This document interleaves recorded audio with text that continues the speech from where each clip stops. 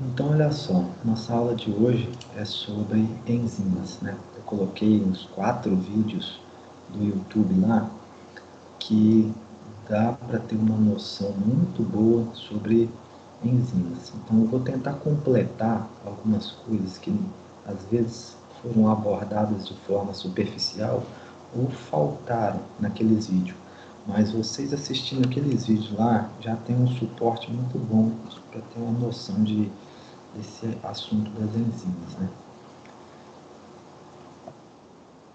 Deixa eu ver aqui. Tá travando aqui. Aqui. Então, olha só, pessoal. Partindo das coisas mais importantes aqui. A gente falou nas aulas de proteína que eu tenho proteínas simples e proteínas conjugadas, né? Proteínas simples são compostas somente de aminoácidos. Proteínas conjugadas são formadas de aminoácidos mais uma porção não aminoacídica, ou seja, uma parte da proteína que não é aminoácido. As enzimas vão ser a mesma coisa. Então, eu vou ter enzimas que são compostas 100% de aminoácidos e vou ter enzimas que têm aminoácido mais alguma coisa. Essa alguma coisa é o que eu chamo de grupo prostético. Então, eu tinha mostrado lá na aula de proteína que eu tinha 2 tipos de grupo prostético, que são os cofatores e as coenzimas. Os cofatores são os íons metálicos, e as coenzimas são as moléculas orgânicas que têm carbono. Então, essa tabela 11 aqui, ela mostra uma lista de coenzimas, tá? Algumas coenzimas, entre elas aqui, ó, tem a coenzima A, que é muito conhecida, tem flavina, que é o FAD, tem o NAD, ó, nicotinamida adenina de nucleotídeo, é o NAD.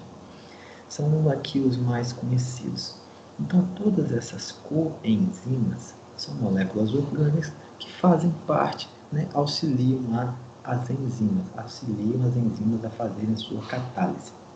Baseado que a gente já assistiu aqueles vídeos, já tem uma ideia da catálise enzimática, né, que é a função da enzima. Qual a principal função da enzima? Acelerar as reações, torná-las rápidas de forma a sustentar a vida, né? Porque se não fossem as enzimas, algumas reações durariam tantos anos a acontecer que não seria capaz de permitir a existência da vida. Então, as enzimas nós temos, as plantas têm, os animais, os outros animais têm, dentro da célula. No caso dos animais, você tem enzima no aparelho digestivo, no intestino, você tem enzima dentro da célula, dentro do citosol, dentro do cloroplasto, dentro da mitocôndria. Então, você tem enzima em todas as organelas, né? Então, olha só, aqui, só para exemplificar a questão das coenzimas, por exemplo, o que é a biocitina? É uma coenzima, né? Qual é a função da biocitina? Então, a biocitina está ligada na enzima. Essa biocitina ela é responsável por capturar CO2 e passar esse CO2 para outra molécula. Então, uma coenzima, ela pega alguma molécula, um elétron, aqui no caso um CO2, temporariamente. Ela aprisiona essa molécula temporariamente e se desfaz dela. Tá? Então, por isso que a coenzima é uma parte importante da enzima.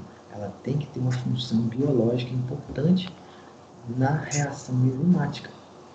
Então, se eu pegar a coenzima A gente vai falar muito de coenzima A na respiração. A coenzima A, ela é responsável por transportar grupos acil, que são moléculas de 2 carbonos. A gente vai ver isso. Essa molécula de 2 carbonos é capturada pela coenzima A e a coenzima A passa essa molécula, esses 2 carbonos, para outra molécula. Então, ela captura esse grupo acil temporariamente, por um curto tempo, e passa ele para outra molécula. Então, se você pegar o FAD aqui, ó, que está mostrando que ele trabalha com elétrons. Se você tiver uma molécula de FADH2, que a gente vai ver isso ainda, o FADH2 está ligado na enzima, e quando ele captura elétron, a gente vai ver que ele se torna uma molécula reduzida, né? O FADH2. Mas rapidamente, o FAD pega esse elétron de alguém e passa para outra molécula. Então, o elétron, ele temporariamente, por um espaço curto de tempo, ele fica aderido na enzima. Mas em qual parte da enzima? Na molécula do FAD, que é uma coenzima. Então, as coenzimas, elas estão aí para auxiliar as enzimas a realizarem suas catálises enzimáticas. Tá? Da mesma forma que os cofatores, aqueles íons metálicos, o cobre, ferro, níquel, molibdênio, manganês, todos são cofatores enzimáticos, porque são moléculas inorgânicas, não tem carbono. Os íons são metais, então são inorgânicos, não tem carbono. Então, resumindo, a enzima pode ter cofator ou coenzima.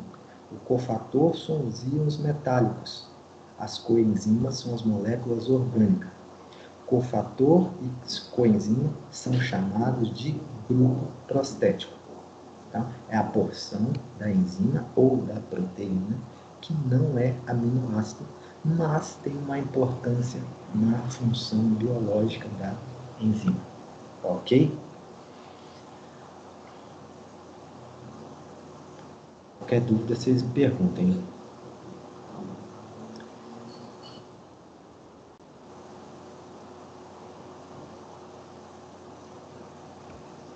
Classificação das enzimas. Vou dar uma passada geral nisso aqui. Nós temos, atualmente, pelo sistema internacional, 6 classes de enzimas, tá? Que estão numeradas aqui nessa tabela. Número 1, a classe de enzimas se chama oxidorredutase. O que essas enzimas vão fazer? Se o nome aqui está oxirredutase, gente, é porque vai ter oxidação e redução. Quando eu estou falando desse assunto, eu estou falando de elétrons. Por isso que o tipo de reação catalisada é o que? Transferência de elétrons. Então, eu vou ter uma série de enzimas espalhadas em diversos organismos vivos que vão se encaixar dentro das oxirredutases. Porque essas enzimas vão estar capturando o elétron e passando o elétron para alguém. Então, não tem aquela história lá da química que quem doa o elétron fica oxidado, quem recebe fica reduzido? É o que vai acontecer, ou reações de oxidação e redução. Então, essas enzimas, particularmente, vão estar trabalhando com o transporte de elétrons. A segunda classe vão ser as transferases. O nome dela já diz mais ou menos o que ela faz. Ela vai transferir algum grupo. A gente vai ter aqui as transaminases. Oi? Sua voz tá ficando baixa, não sei se é alguma coisa do microfone. Eu sei que você tá falando baixo por causa da sua garganta, mas tem hora que fica super baixo, entendeu? Tá, eu vou tentar colocar o microfone mais perto aqui. Tá, obrigado. Vocês me dão um feedback aí, se tiver baixo ainda. Então, e tenta aumentar o volume aí. Então, olha só. Um exemplo de transferase são as transaminases. Olha o que eu estou falando. Transaminase. Aminoácido, nitrogênio. Amino é nitrogênio. Então, uma transferase que for uma transaminase, ela vai estar transferindo nitrogênio de uma molécula para outra. Tá? Então, prestem atenção. Um grupo fica jogando com elétrons. Outro grupo joga com nitrogênio. Aí vem as hidrolases. Reação de hidrólise. Hidrolisar é quebrar, separar. Só que está relacionada à água. Hidrolases. Elas vão estar fazendo reações de hidrólise e estão trabalhando com a água, porque obrigatoriamente tem que utilizar água para fazer essa reação. Lembrando aqui, gente, que todas as reações enzimáticas vão se realizar na presença de água, mas aí eu estou dizendo em meio líquido, não vai acontecer nada em meio seco, né? Sem umidade, sem água. Mas essas hidrolases, obrigatoriamente, elas trabalham utilizando a molécula da água, H2O, para realizar uma reação de quebra, uma hidrólise. Tá? Por exemplo, um carboidrato. Se uma enzima for quebrar um carboidrato, ela vai precisar utilizar a água. O quarto grupo são as liases, que também fazem uma quebra, só que não utiliza a água diretamente. Por exemplo, aqui eu coloquei os exemplos de clivagem. O termo clivagem também relaciona a quebra. A quebra, o rompimento de duas reações entre dois átomos de carbono, carbono e oxigênio, carbono e nitrogênio, pode ser ligação dupla, pode ser anéis, aqueles anéis aromáticos que a gente viu lá nos aminoácidos. Então é uma quebra, mas que obrigatoriamente não usa água. Então eu vou ter um monte de enzimas que se encaixam aqui nas liases. Depois vem as isomerases. Isômero é a palavra importante aqui, isômero. O que eu posso dar exemplo de isômero? Lembra da situação da glicose e da frutose? Que a glicose é aldeído e a frutose é cetona. Para eu transformar uma glicose em frutose, eu preciso que uma enzima transforme o aldeído em cetona. Qual enzima que faz isso? Uma isomerase. Porque ela só vai mudar o grupo químico de aldeído para cetona e vice-versa. Então, enzimas que se classificam aqui como isomerases, elas trabalham com moléculas muito parecidas, transformando elas, por exemplo, que eu citei, né, do aldeído para cetona e vice-versa. E as ligases vão fazer ligações, vão unir. Né? Enquanto as liases, as hidrolases quebram, a ligase vai ligar.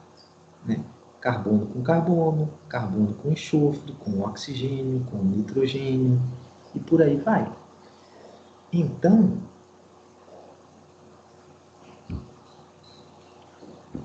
essas 6 classes são nomes meio que generalistas, né? Porque dentro da classe de cada uma delas existem centenas, milhares de enzimas dentro de cada uma dessas aí, tá? Dá um exemplo. Tá bom o som, gente? Tá dando para ouvir aí?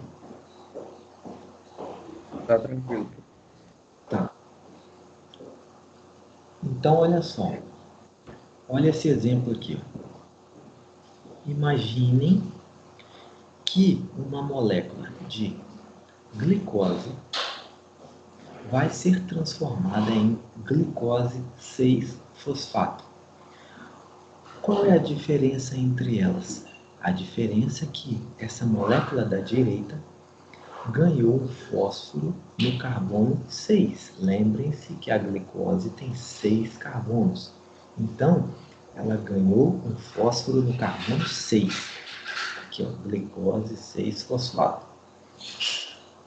Qual a fonte de fósforo que ela usou? O ATP.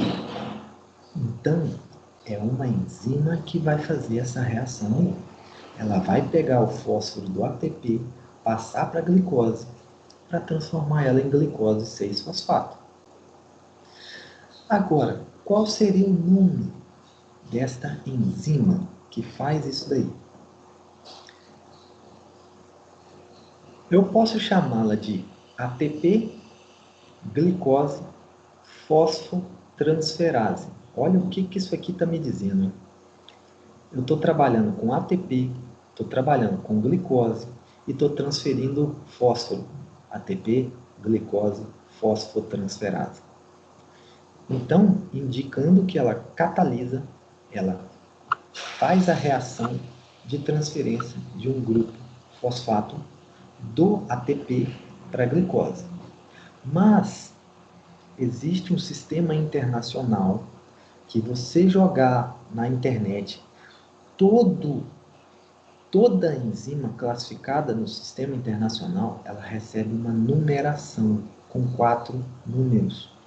Como está aí, ó, 2, 7, 1, 1. Cada número desse significa uma coisa. O primeiro número, 2, é porque ela se classifica nas transferases. Vou voltar no slide anterior. Ó, número 2, transferase. Vamos relembrar aqui. Ó.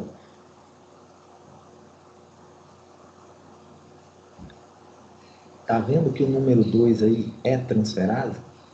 Então, o primeiro número de todas as enzimas vai ser essa tabelinha aqui. Ó. Se o primeiro número for 1, oxorredutase, se for 3, hidrolase, e por aí vai. Então, ela é uma transferase. Né? Sabemos que ela transferiu fósforo. Então, o número 7 significa que é uma fosfotransferase. Se ela transferisse nitrogênio, ela receberia outro número. Seria uma aminotransferase. O 7 significa... que eu não lembro de cabeça isso também não, tá? Nem se preocupem com isso. Estou só explicando para vocês entenderem de onde sai isso. O 7 significa que ela transfere fósforo. O primeiro número 1 é uma fosfotransferase que tem um grupo hidroxil com um aceptor. Então, até a porção da enzima que vai pegar o fósforo do ATP tem diferença, é importante. Então, a parte da enzima que vai pegar o ATP é um grupo hidroxila, para depois passar esse fósforo para a glicose. E aí, a glicose entra com o último número 1. Ó. Quem recebe esse grupo de fosfato fosforil é uma glicose, então entra o número 1. Tá? Normalmente, de forma mais comum, a gente chama esse tipo de enzima de hexocinase. Exo por causa de exose. A glicose é uma exose. E o termo cinase é porque ela faz uma fosforilação. Ela pega o fósforo de alguém e transfere para outra molécula, que no caso é a glicose. Então, esse termo hexocinase é muito comum, tá? Beleza, então todas as enzimas... Fecha o microfone aí, gente, tem alguém com o som ligado aí. Então, para cada enzima que se conhece atualmente, vai ter essa numeração para ela, para identificá-la corretamente e não fazer confusão. Então, você vai pegar um protocolo lá no laboratório, o cara vai fazer a atividade da urease lá no solo para ver como é que ela está degradando, como que ela está trabalhando com a ureia que você aplica no solo. Vai ter um número lá para a urease, com 4 algarismozinhos lá, para dizer o que ela faz, o que ela transfere, o que ela quebra, tudinho direitinho. Tá? Então, todas as enzimas têm uma numeração, e isso foi desenvolvido para evitar confusão, até porque as enzimas são, né, mundial, todo mundo tem acesso a isso, e para ninguém se confundir e causar erros nisso daí. Tá, então vamos ver como as enzimas funcionam. Quem viu os vídeos lá que eu postei, sabe que as enzimas elas possuem um sítio ativo, né? Então aqui eu tenho uma enzima e, de forma geral, todas as enzimas ela têm esse formato esférico, tá?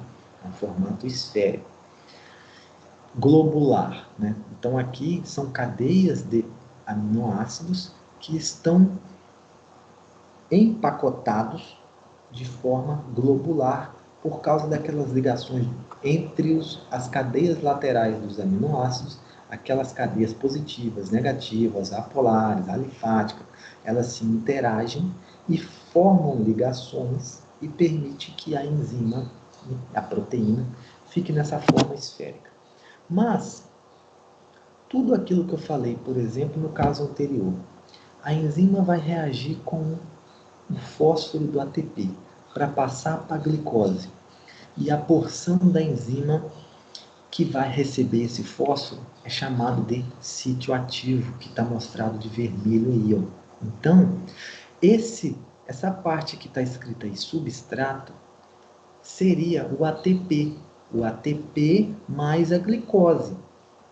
Ou seja, gente, a enzima, ela tem toda essa estrutura, mas ela tem uma única região que vai fazer a reação, que vai fazer a catálise enzimática. É no sítio ativo que as reações vão ocorrer. Seja de transferência de elétron, de grupo de nitrogênio, seja para quebrar uma molécula, para formar uma ligação, seja para fazer qualquer coisa que a enzima faça, vai ser realizado no sítio ativo. Tá? Esse sítio ativo, ele tem partes importantes, né? São mais uma vez, aquelas cadeias laterais dos aminoácidos ganham importância aqui no sítio ativo. Tá? Porque é aqui que as moléculas vão se ligar. Né? E aí, vocês devem ter aprendido lá no ensino fundamental, no médio, aquela ideia lá do modelo chave-fechadura, né? Do substrato se liga no sítio ativo, tem que ter um encaixe perfeito, né? Bonitinho.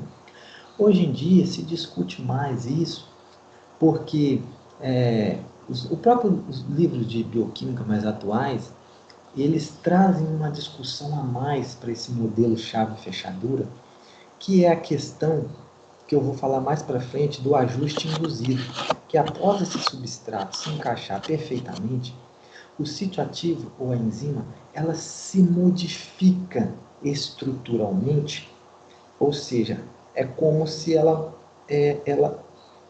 mexesse as suas cadeias, mexesse a posição das suas cadeias de proteína e se ajeitasse. É como se o substrato se liga e ela está de um jeito. Depois que o substrato se ligou, ela muda para poder realizar a catálise enzimática. Tá? Seria um ajuste que ocorre após o substrato se ligar no sítio ativo. Tá? E aí a gente vai relacionar esse ajuste com energia de ativação daqui a pouco, quando a gente for chegar nesse assunto. Agora, tem enzimas que têm mais de um sítio ativo. Tem 2, 3, 4, vários sítios ativos, tá? Não é um. Isso vai depender da enzima. Cada uma tem uma maneira específica de trabalhar, de fazer a sua catálise enzimática.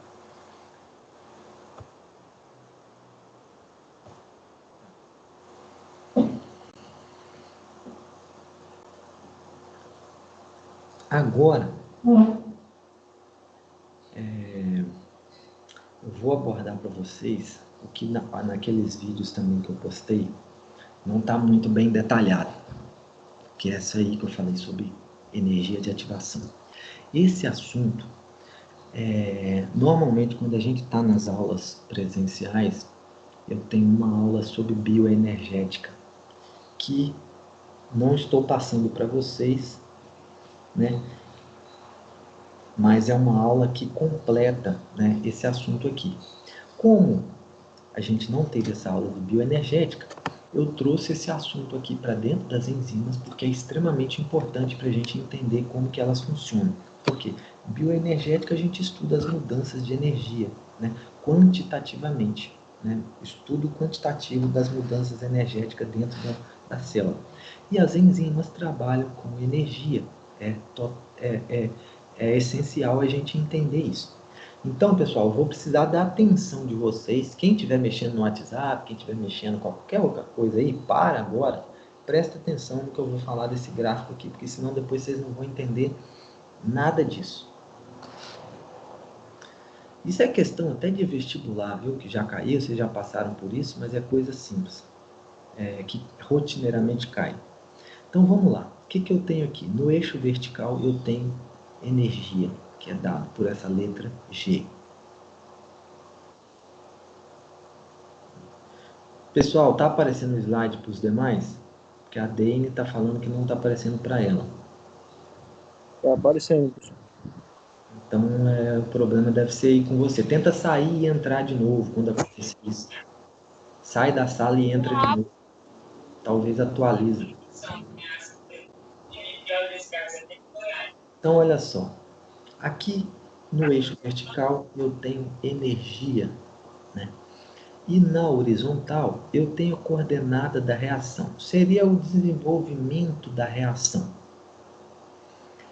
O que eu tenho aqui? A letra S significa substrato e P, produto. Tá? Então, aqui eu tenho uma reação que vai ser substrato se transformar em produto. Tá? Qual exemplo eu posso dar aqui? Aquela glicose seria o substrato. E ela se transformaria em produto quando ela estivesse unida com o ATP. Glicose, fosfato. É o produto. Então, uma reação de hidrólise, de formação de ligação, qualquer reação entraria aqui. Né? Qualquer reação precisa de um substrato e ele tem que ser transformado em produto. Só que, dentro das células, no sistema biológico, essas reações precisam de energia para que ocorram. Então, vocês estão vendo que para sair do substrato, isso aqui forma-se uma onda com um pico que está aqui escrito estado de transição. É como se fosse uma montanha, um pico, um morro. E notem que o substrato, ele está aqui no gráfico de energia, num ponto que eu chamo de estado fundamental, é o início. Então, para mim fazer esse substrato se transformar em produto, eu tenho que adicionar, eu preciso de energia. Imagine que para mim, se eu tivesse com uma pedra aqui no substrato e tivesse que jogar ela por cima dessa montanha, eu preciso gastar energia, eu preciso de energia no meu braço para me jogar essa pedra por cima desse pico para chegar lá do outro lado no produto. Eu preciso de energia no meu braço, de força para jogar. Agora, uma coisa que eu quero que vocês entendam. Vocês concordam que quanto maior for essa montanha, mais força eu vou ter que fazer com o meu braço, mais energia eu vou ter que gastar para jogar essa pedra de um lado para o outro? É a primeira raciocínio que vocês têm que ter. Quanto maior a montanha, mais energia eu tenho que ter no braço para jogar essa pedra para o outro lado.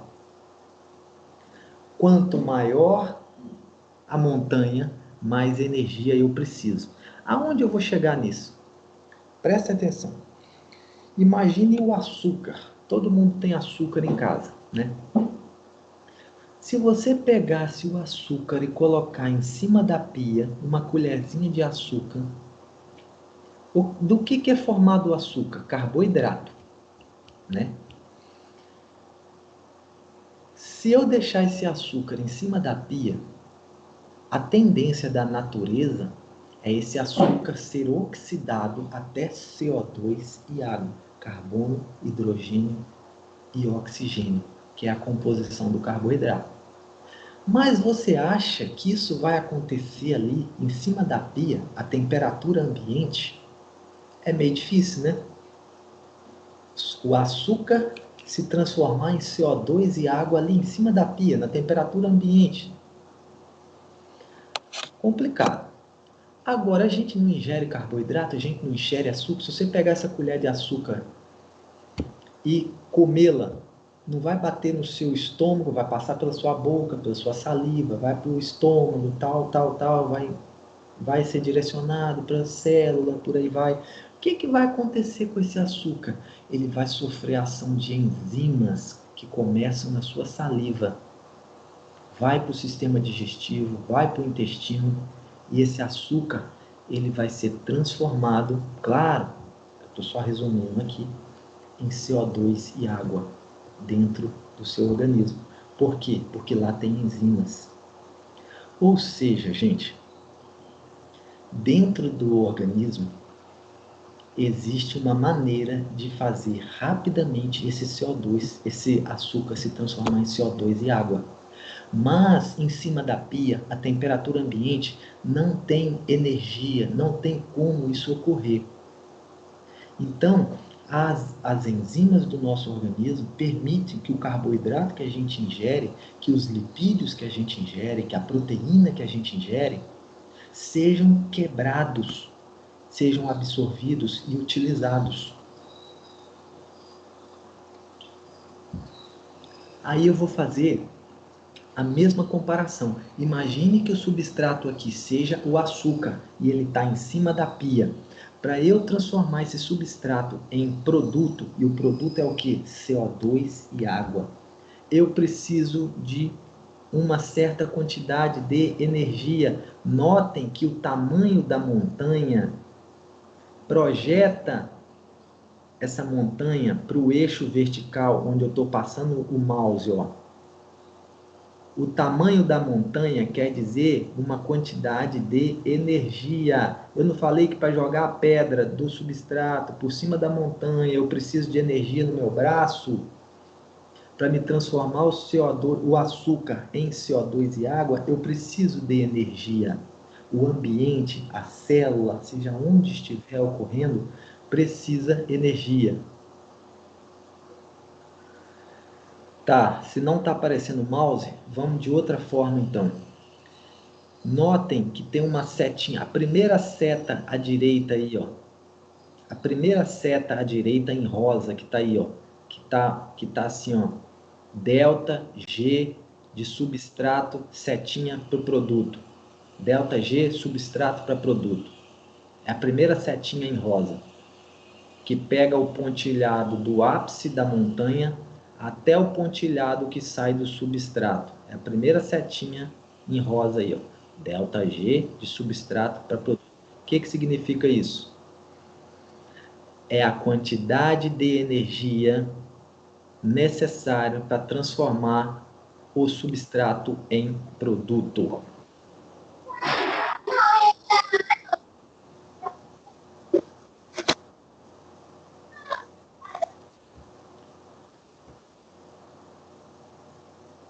Acompanhe o que eu estou falando, que vocês vão entender. Acompanhe o que eu estou falando. A seta em vermelho que está escrito delta G, S, setinha P. Substrato para produto. Transformar substrato para produto. O que significa delta G com esse sinal de igualdade cortado? Isso aí é quantidade de energia.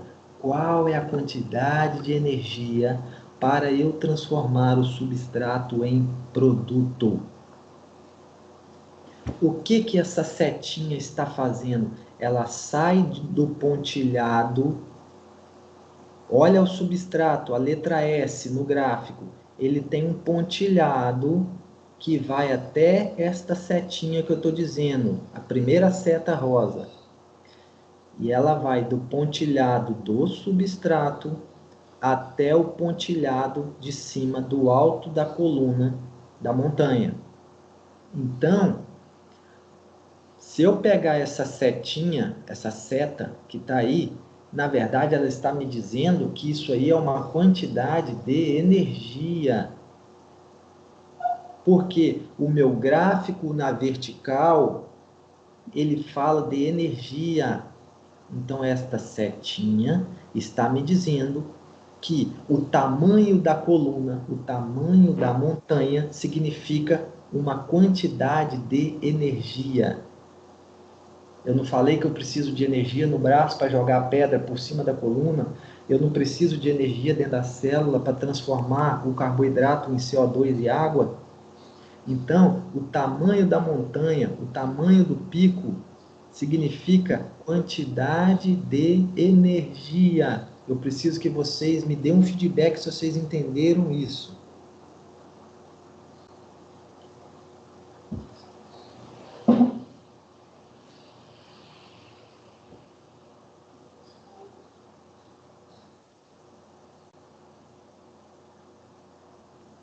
Sim, professor.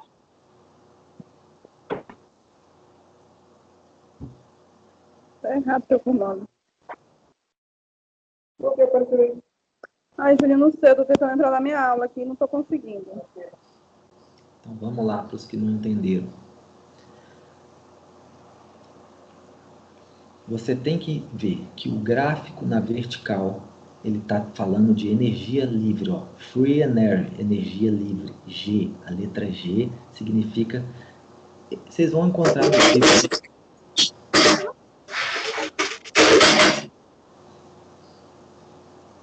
Energia livre de Gibbs. O G significa o nome do cara que inventou isso. Gibbs. É alguns áudios que ficam abertos aí que o pessoal esquece. Então, gente, primeira coisa. Na vertical eu tenho energia. Se o gráfico na vertical está tratando de energia, quer dizer que o tamanho da montanha, o tamanho do pico, que é onde está escrito estado de transição, significa uma quantidade de energia. Que é o que a setinha lá, o ΔGS para produto, está me dizendo.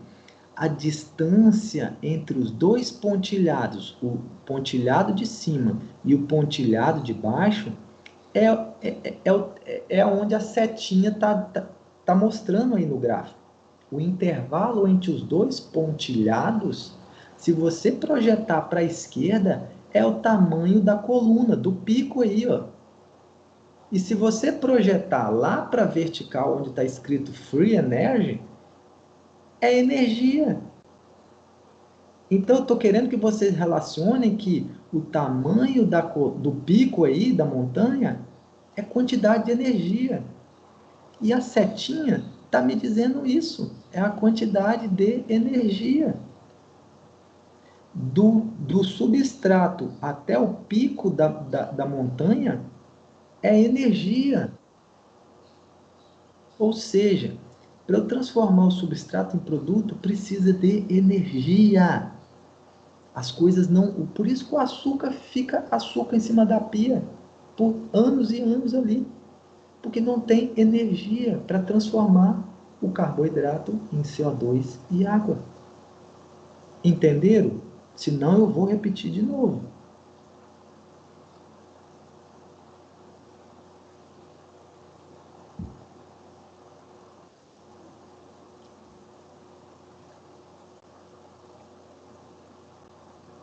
É essencial vocês entenderem isso. Por isso que eu estou batendo nessa tecla. Entender que o tamanho da coluna significa quantidade de energia. Porque, pessoal, cada reação enzimática que existir no mundo vai ter um gráfico desse aí. Vai ter... Professor. Oi.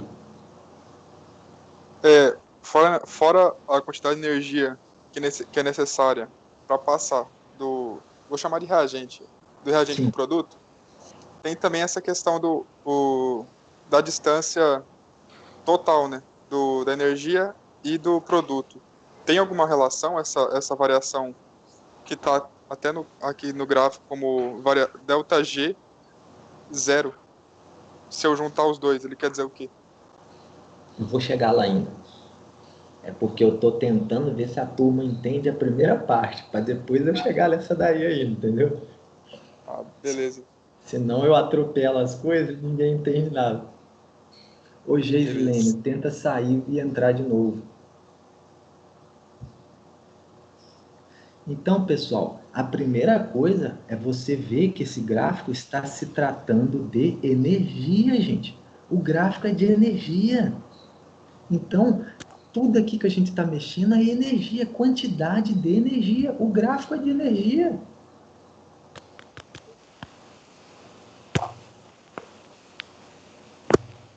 Então, cada reação enzimática que existir vai ter um gráfico desse. Mas vão ser todos iguais? Não, lógico que não. Cada reação vai ter uma montanha com tamanho diferente. Cada reação vai precisar de uma quantidade de energia diferente. As reações são diferentes, a quantidade de energia é diferente. Então, esse desenho aqui na forma de um pico, ele vai ser mais alto ou mais baixo de acordo com a reação. É igual carteira de identidade, cada uma tem a sua, cada um tem a sua, são números diferentes, a minha é diferente da do Augusto, é diferente. Então, cada montanha, cada pico, vai ser diferente entre todas as reações. Então, cada reação precisa de uma quantidade de energia específica para que ela ocorra. Aí eu vou avançar mais um pouco. Cabe à enzima auxiliar nisso daí, mas eu vou explicar ainda como, tá? Então, essa primeira setinha do ΔG, do S para o produto, primeira setinha em rosa aí, está mostrando a quantidade de energia que eu preciso para transformar o substrato em produto. Agora, vamos acrescentar mais uma coisa. Vamos supor, vamos dar número para esse gráfico. Vamos supor que o S, o substrato, começasse com o número 8. 8 de energia. 8. Tá bom? Então o S começou com 8. Olhem aonde está o produto. Fecha o áudio aí, gente, fazendo favor.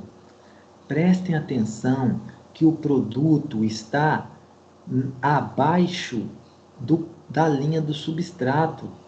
Vamos supor que o substrato começou com 8, o produto, se está abaixo, gente, e esse gráfico é de energia, o produto não pode ter 8 se ele está abaixo do S. Vamos supor que seja 6. Então, o substrato começou com 8 e o produto com 6. Opa, eu começo uma reação com 8 e termino ela com 6? É isso mesmo? Pode isso, Arnaldo? Pode. Para onde foi os dois, as duas unidades de energia? Porque começou com 8 e terminou com 6. Opa, houve uma perda, uma liberação de energia.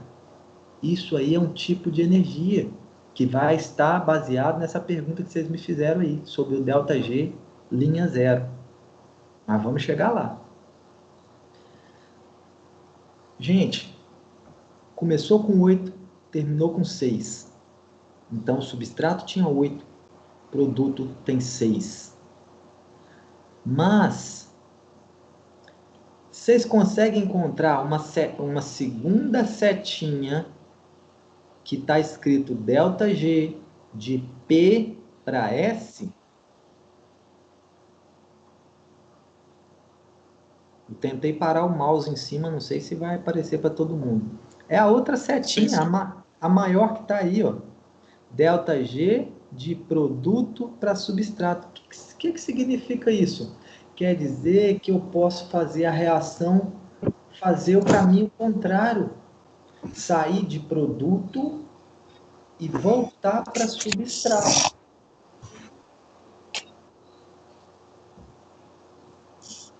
Muitas reações enzimáticas são reversíveis. Elas ocorrem para um lado como para o outro. Pessoal, só para lembrar vocês que eu não estou olhando o chat. Então, aparece na minha tela aqui algumas mensagens, imagem. Então, eu não estou vendo isso não. Se alguém for fazer alguma coisa, quiser falar comigo, fala aí no áudio, porque senão eu não vou ver não, viu? Só para vocês lembrarem. Então, voltando. Se você pegar... Fecha o áudio, por favor. Essa setinha maior que vai de produto para substrato, tá vendo que ela vai do pontilhado do produto até o ponto mais alto da montanha lá. E essa seta, ela é maior do que a primeira que a gente estava discutindo. Por que é maior? Porque se eu for pegar o meu produto, transformar ele em substrato, eu preciso de mais energia, porque eu estou em 6 e tenho que voltar para 8. Eu tenho que ganhar 2 unidades de energia. Porque se de substrato para produto, de 8 para 6, houve uma perda de energia, quando eu vou fazer o caminho contrário, de produto para substrato, eu tenho que ganhar energia. Eu vou sair de 6 e vou parar lá no substrato, que é 8. Então, eu preciso ganhar energia, tá? E notem que o tamanho da setinha significa quantidade de energia. Então, a seta maior precisa de mais energia. Então, se eu for fazer o caminho de produto para substrato, vai gastar mais energia do que se eu for fazer substrato para produto. Aí, eu vou responder aquela pergunta que vocês fizeram. Esse ΔG, eu posso achar este valor. O que é o ΔG linha zero? É a variação de energia livre que ocorreu de substrato para produto. Qual foi a variação? Se eu sair de 8 e parei em 6, variou 2 unidades. Mas tem um porém. Isso não foi eu que defini, não é o Leandro que criou nada. A conta matemática tem que ser feita. Você pega o valor que o produto tem, que é 6, e subtrai do substrato. Resumindo, a conta vai ficar assim, ó, 6 menos 8. Não é 8 menos 6 que vai dar 2, não. É 6 menos 8 que vai dar menos 2. Vai dar menos 2. Por isso que eu falei que não fui eu que inventei isso. A matemática não é tão simples aqui. Pegar, começou em 8, terminou em 6. Então, 8 menos 6, 2. Não. É a energia do produto, porque o produto é o final. É o final menos o início. Então, é 6 menos 8. Vai dar menos 2, tá?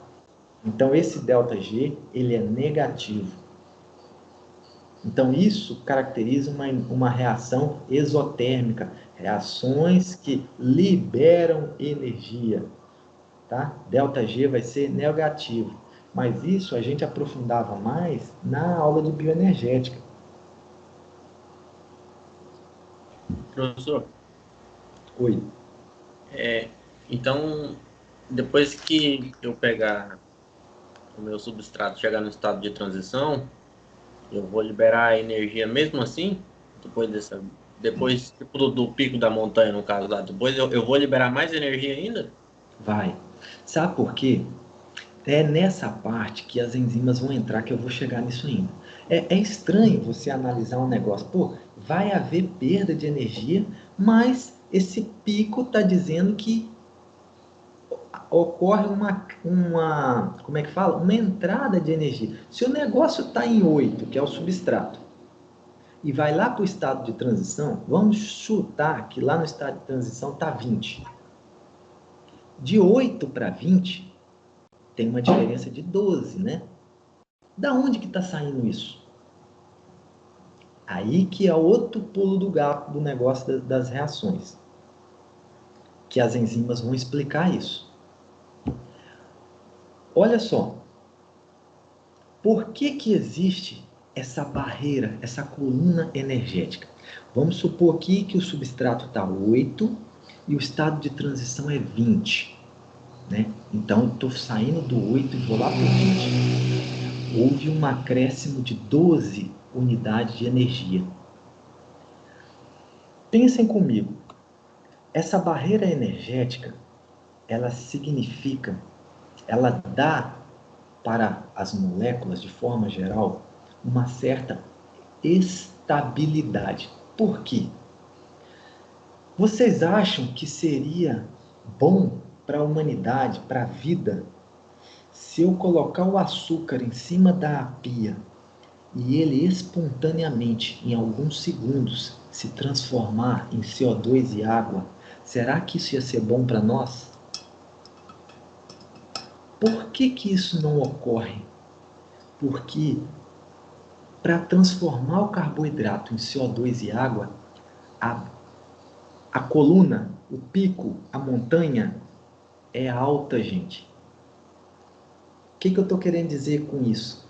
Quanto mais alto for essa montanha, maior é a quantidade de energia que uma molécula precisa para se transformar em outra coisa. Então, aquele açúcar que eu coloco em cima da pia, para ele se transformar em CO2 e água, precisa de muita energia, coisa que na nossa temperatura ambiente aqui não existe. Então, eu chamo essa montanha de barreira energética. É uma barreira que dá estabilidade para o açúcar. Imagina se o açúcar não exigisse essa energia e eu botasse ele em cima da pia e ele virasse CO2 e água em 1 segundo. O que ia acontecer com o resto das coisas na natureza? Isso eu estou dando o exemplo só do açúcar. Então, essa barreira energética, essa quantidade de energia, é fundamental para a estabilidade das moléculas. Quanto mais energia for preciso, mais estável e mais difícil eu transformar o açúcar em CO2 e água. Então, a natureza fez as coisas de forma perfeita. E aí os caras foram estudando e descobrir isso de uma forma matemática, né, na bioquímica, e mostrar isso com um gráfico, como que as coisas da natureza ocorrem. Então, essa barreira energética, ela é fundamental. Vou dar outro exemplo. Por que a madeira não pega fogo sozinha? A não ser que a temperatura for muito alta. Então, vamos supor que o substrato for a madeira. E eu tenho que colocar fogo nessa madeira para me transformar ele em produto, né? Nas cinzas, no carvão lá. Só que para eu botar fogo na madeira, para transformar ela em produto, eu preciso de energia. No ambiente em temperatura normal, não existe essa energia para fazer a combustão espontânea da madeira. Mas se eu chegar lá com um isqueiro e acender o isqueiro perto da madeira, eu estou fornecendo esta energia, eu estou fornecendo essa barreira energética, né, a montanha, o pico, para que a madeira se queime e se transforme no produto. Já pensou se a madeira não precisasse dessa energia e pegasse fogo a 20 graus? Aqui já não existia mais nada, já tinha queimado tudo aqui em Roraima. Vocês conseguiram absorver essa ideia que eu estou tentando passar para vocês?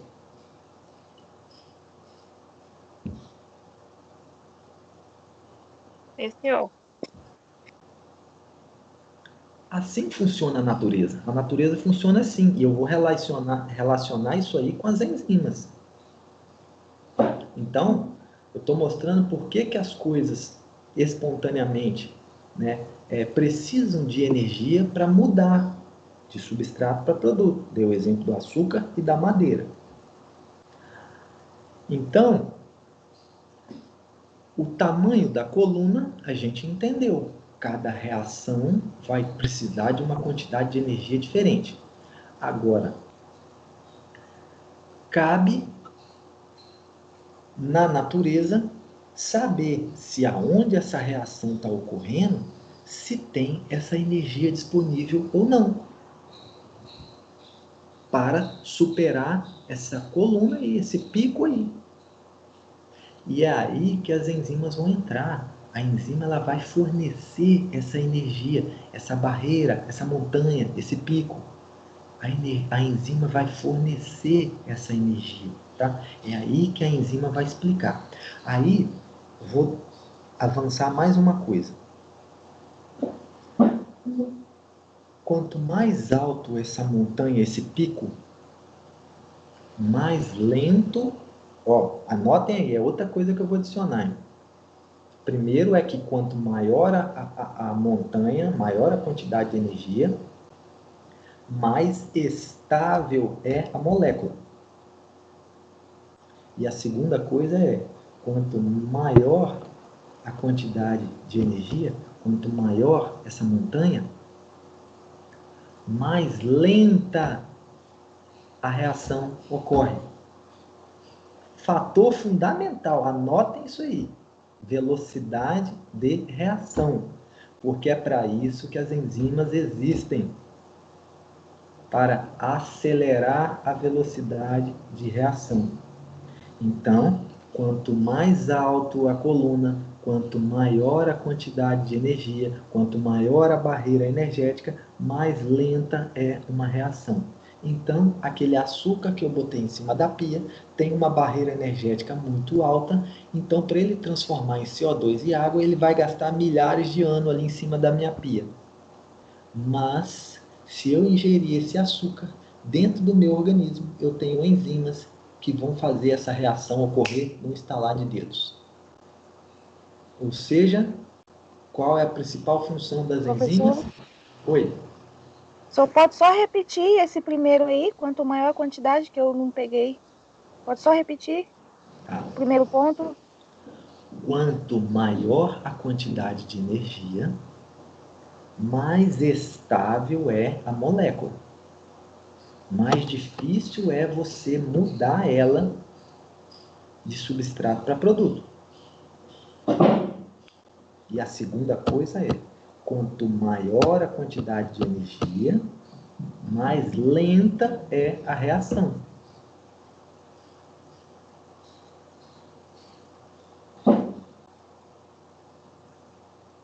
Pegou? Sim, professor. Valeu. Beleza. Então são duas coisas que está relacionado com a quantidade de energia, com a altura dessa montanha, né? Se eu for falar de forma mais bioquímica, essa quantidade de energia, gente, eu tenho que falar que ela é chamada de energia de ativação. Energia para ativar uma reação, energia de ativação. Está até escrito aí no slide, ó. O ΔG com símbolozinho de igualdade com um tracinho no meio.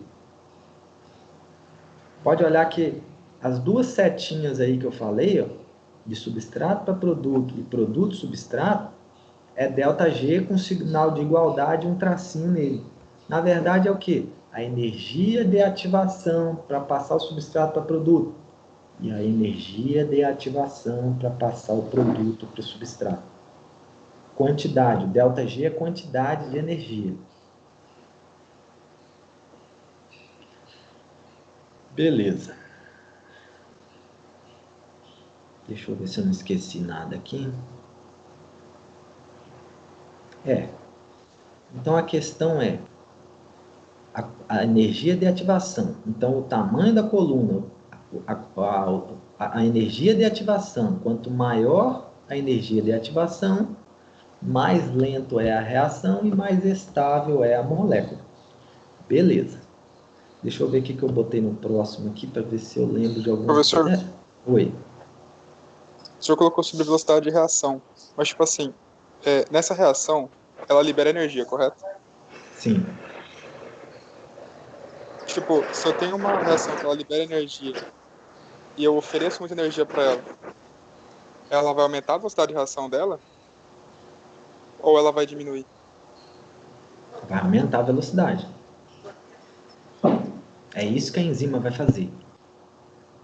Só que eu vou mostrar como a enzima faz isso. Da onde que a enzima... É isso aí que você falou. Eu tenho que fornecer energia para a reação. Quem que vai fornecer isso? São as enzimas. Mas como? De onde ela tira isso? É aí que é o X da questão. Porque se a enzima fornecer energia, essa montanha, essa energia de ativação diminui e a reação fica mais rápida. Então, se eu falei que cada reação enzimática dentro do organismo tem uma quantidade de energia, né, um tamanho da coluna diferente. Ou seja, cada reação tem uma velocidade diferente. Porque eu tenho que relacionar o tamanho da coluna com a velocidade de reação. Quanto maior essa montanha, maior é a quantidade de energia que eu preciso. Mais lento é a reação. Quanto mais baixo... celular que não presta de graça. Fecha o áudio. Quanto mais baixo é a energia de ativação, mais rápido é a reação. Isso aí vocês vão ter que pegar. Mas eu vou mostrar mais coisa aqui ainda. Deixa eu só desligar o telefone aqui.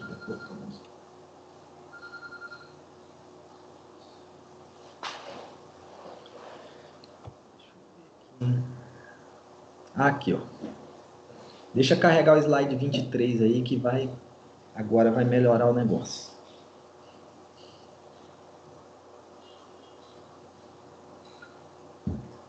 Carregou aí?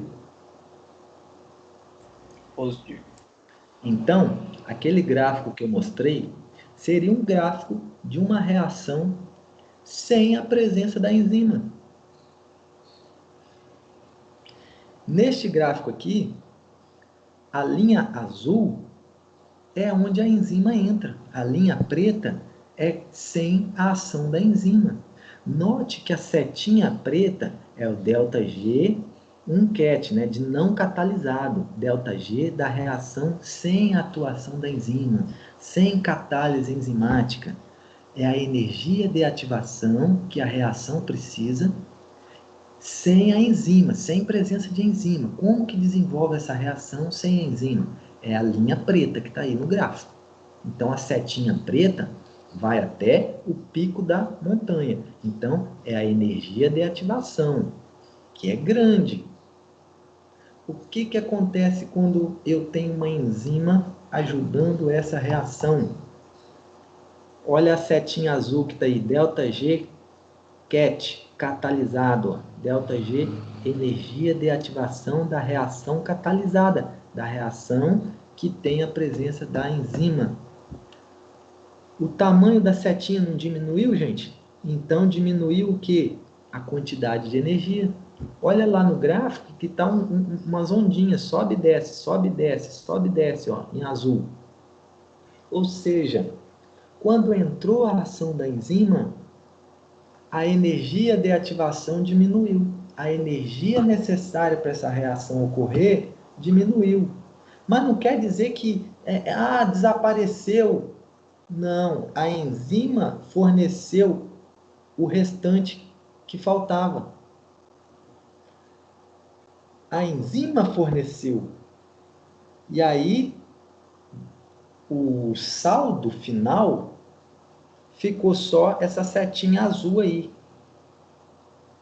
Note que a reação, essa ondinha, esse sobe e desce em azul aí, ele vem perto do pontilhado do substrato e sobe um pouquinho, aí desce de novo perto do pontilhado do substrato e sobe de novo, ele fica nesse sobe e desce. Ou seja, como que a enzima vai fornecer essa energia? É por meio de ligações. Na hora que a enzima se liga no substrato, aquele sítio ativo que eu falei para vocês, que é o local que o substrato se liga, quando ele se liga, ali eu tenho cadeias laterais dos aminoácidos com carga positiva, negativa, alifático, aromático, aquela coisa toda que eu falei lá. Quando ocorre a ligação do substrato no sítio ativo, surge a chamada energia de ligação da enzima com o substrato. Energia de ligação. É a partir da ligação do substrato com o sítio ativo que surge uma fonte de energia que a enzima usa esta energia para fornecer para a reação e diminuir o tamanho dessa coluna. Se eu diminuo o tamanho da coluna, eu acelero a velocidade da reação. Por quê? Coluna mais alta, reação mais lenta. Coluna mais baixa, reação rápida. É isso que acontece com açúcar. Açúcar em cima da pia, o pico é alto. Precisa de muita energia. Açúcar dentro do nosso organismo precisa de muita energia também. Só que a enzima fornece. E aí, velocidade é rápida. Pegaram isso?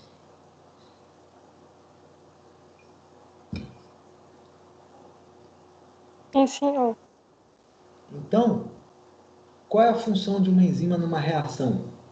Se eu perguntar para vocês, qual é a função da enzima? Forma direta. Catalisador. Mais o quê? Acrescenta mais alguma coisa aí. Ela dá energia para poder, né, agilizar a reação. Agilizar a reação. Esse agilizar aí eu posso trocar por acelerar a velocidade da reação. Beleza? Professor, seria também disponibilizar a energia necessária para fechar essa conta aí através das ligações e das quebras de ligações? Isso, perfeito. É isso mesmo. Essa é a ideia.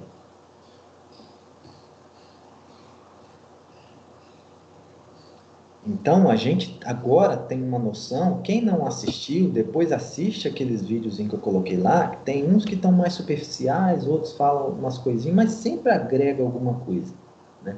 Então, a gente tem uma noção para que serve uma enzima, né, de forma geral, e entendemos essa questão energética, né, do funcionamento de uma enzima, por que existe uma enzima, ou as milhares de enzimas.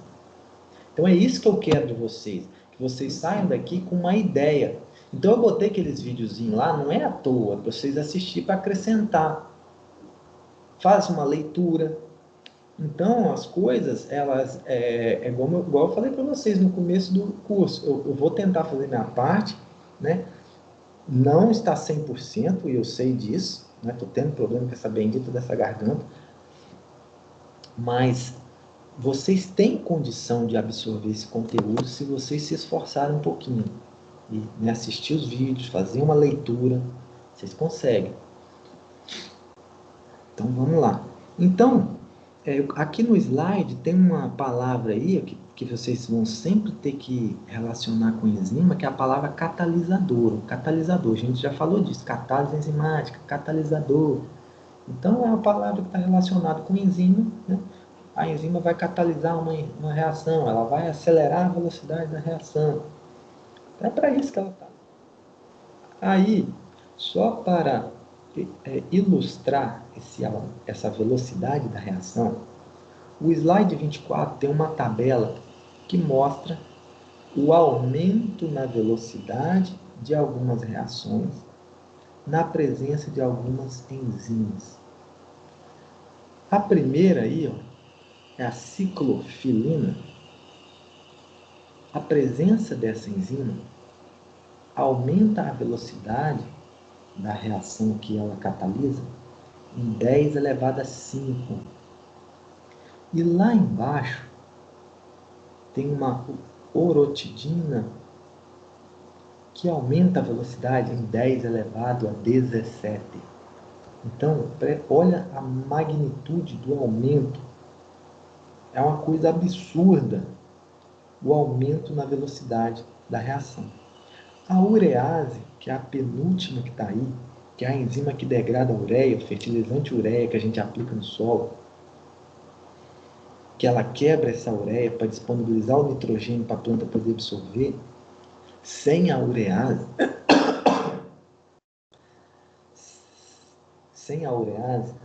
a ureia não iria hidrolisar tão rapidamente. Com a urease, o aumento nessa reação é de 10 elevado a 14.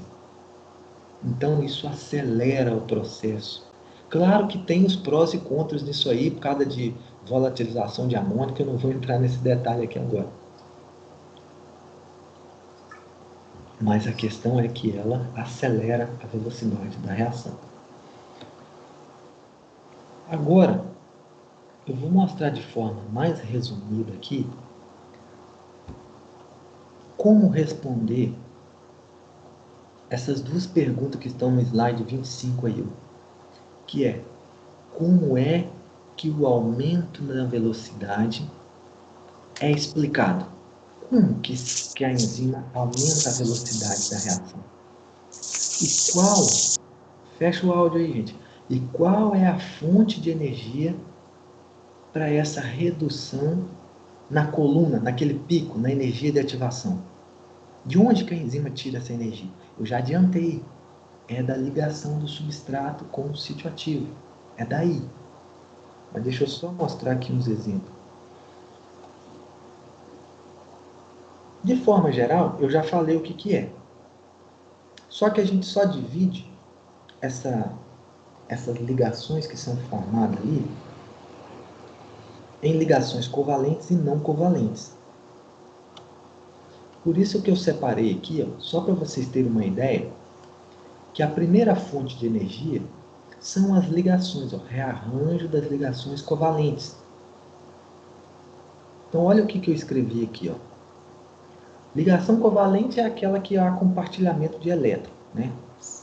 Qualquer substrato de sítio ativo que se ligou e há compartilhamento de elétrons, isso é lá da química, né? Eu chamo de ligação covalente. Se não compartilhou elétron, é não covalente. Mas, no fundo, gente, o que interessa é substrato ligou no sítio ativo. Se ligou, libera energia. A ligação, a energia de ligação. Não importa se é covalente ou não covalente. O negócio é ligar sítio ativo no substrato. Ligou, formou energia.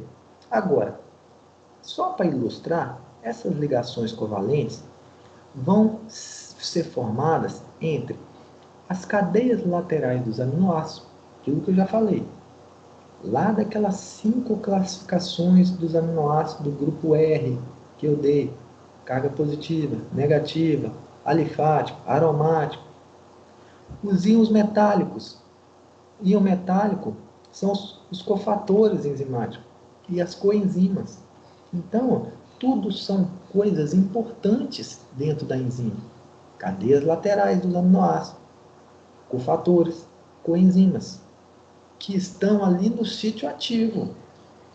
Quando o substrato se ligar com qualquer uma dessas aí, vai liberar energia. Tá? Então, esse tipo de ligação é importante, porque o que interessa é o que está ocorrendo no sítio ativo. As ligações do substrato com com coenzima no sítio ativo. Vai liberar energia, porque é ali que está ocorrendo a reação. Não me interessa ligações em outra parte da enzima, se não for no sítio ativo, porque é ali no sítio ativo que está ocorrendo a catálise enzimática. E as outras ligações são as não covalentes. Quais seriam as não covalentes? Entre enzima e substrato. Tudo é no sítio ativo, tá? O que entraria aí? Ponte de hidrogênio, que ocorrer lá no sítio ativo. Interações hidrofóbicas. Lembra aqueles aminoácidos que tinham grupos R hidrofóbico, que não tinha afinidade com a água? Então, se o sítio ativo tiver muito aminoácido hidrofóbico, vai interferir nisso daí. Se tiver muita ligação iônica, que é positivo com negativo, né? Carga positiva com negativo, vai formar energia de ligação. Então, pessoal, que fique claro, é a partir da ligação do substrato com o sítio ativo. Ali, nesse momento que ocorreu a ligação, libera energia. E a enzima usa isso para diminuir aquela energia de ativação, para diminuir a barreira energética, o tamanho da coluna e a reação ocorrer mais rápida. Tá? Então, não é mistério, né? Para responder aquelas duas perguntas. Da onde que ela tira e o que explica? São a energia de ligação. Eu botei até um gráfico aqui, ó. Espera aí. É esse aqui, ó.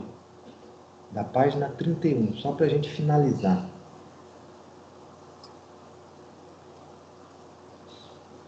Vocês estão vendo a página 31 aí? Sim. Então, olha só. O gráfico na linha preta, note que tem uma setinha preta, ΔG, cat, reação, né? Energia de ativação da reação sem enzima, não catalisada. Então, a setinha preta é grande.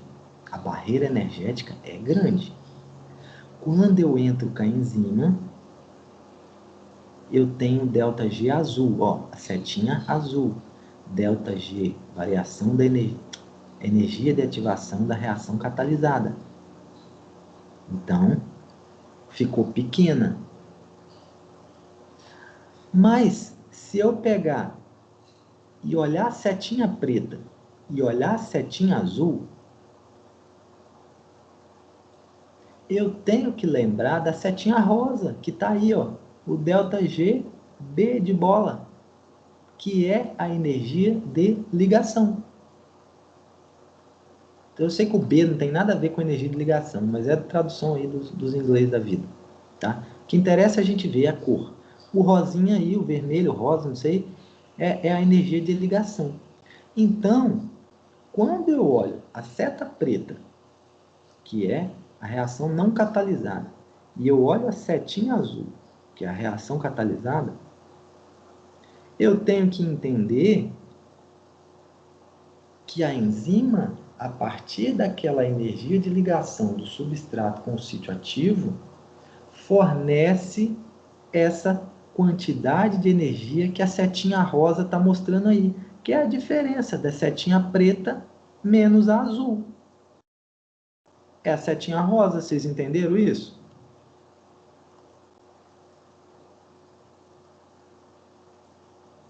Pega a preta e tira a setinha azul.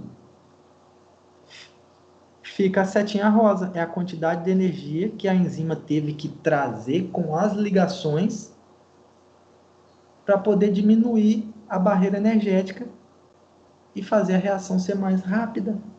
Então, assim, não é mágica, não é mistério, nem nada. Como que a enzima diminui essa montanha? Porque ela traz essa energia lá no momento que o substrato se liga no sítio ativo. E aí só fica a setinha azul. Por isso que a coluna fica baixinha. Aí a reação é rápida.